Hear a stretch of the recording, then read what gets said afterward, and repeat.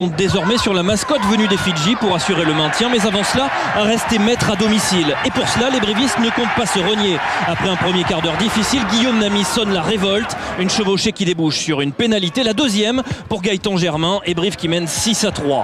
Car en face, il y a le Gallois James Hook qui lui aussi a du feu dans les jambes.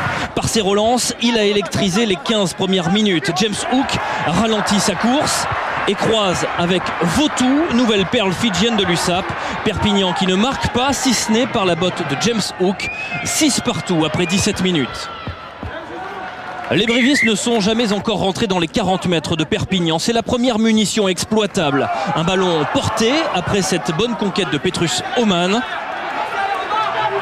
Mais rapidement, départ au ras de Koyama Ibolé dans son style caractéristique. Il emporte 3 défenseurs de Perpignan sur le dos. Et derrière, Péjoine pour Swanepoel qui a vu l'intervalle. L'ouvreur sud-africain qui attaque la ligne et file inscrire le premier essai de la rencontre. Pour le plaisir, apprécier la partie de chamboule-tout de Koyama Ibolé. Et la transformation du jeu supersonique de Brive qui mène alors 13-6. Perpignan va alors perdre le fil, sanctionné à outrance. C'est Vautou qui fait la faute de trop. Carton jaune contre le Fidjien. Germain sanctionne. Accumulation de fautes et on ne relâche jamais. Et ça fait 16-6 pour Brive, qui est sur son tableau de marche, en tout cas celui de Didier Casadei, son entraîneur des avants. Perpignan qui termine la première période à 13 après un plaquage dangereux de Duvenage. Nouveau carton jaune contre Perpignan. Malgré cela, pour autant, pas d'inquiétude pour le capitaine Guirado et la fusée Guitoun. Perpignan croit avoir laissé passer l'orage. Mais c'est en deuxième période que le deuxième effet des cartons jaunes se produit. 47e minute, nouvelle conquête propre en touche des brévistes avec un nouveau ballon porté qui est freiné à une dizaine de mètres de la ligne.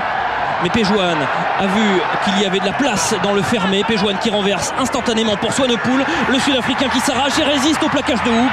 Un essai qui sera validé après vidéo arbitrage. Et Brive qui fait le break 21-6.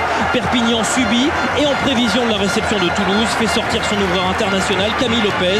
Pas d'inquiétude pour le 15 de France. Il sera bien un Marcoussis ce dimanche. Les brivistes, eux, sont en quête désormais d'un 3e essai, synonyme de bonus offensif. Il intervient derrière cette mêlée à l'heure de jeu. Un essai signé de l'inévitable Koyama Ibolé, son 2e essai cette saison. Sous un autre axe, on souffle avec le pauvre Duvenage qui subit la charge du Fidjien. 31-6, Brive s'impose avec le bonus offensif et reste invaincu à domicile. Difficile alors pour Koyama Ibolé d'échapper au bain de foule.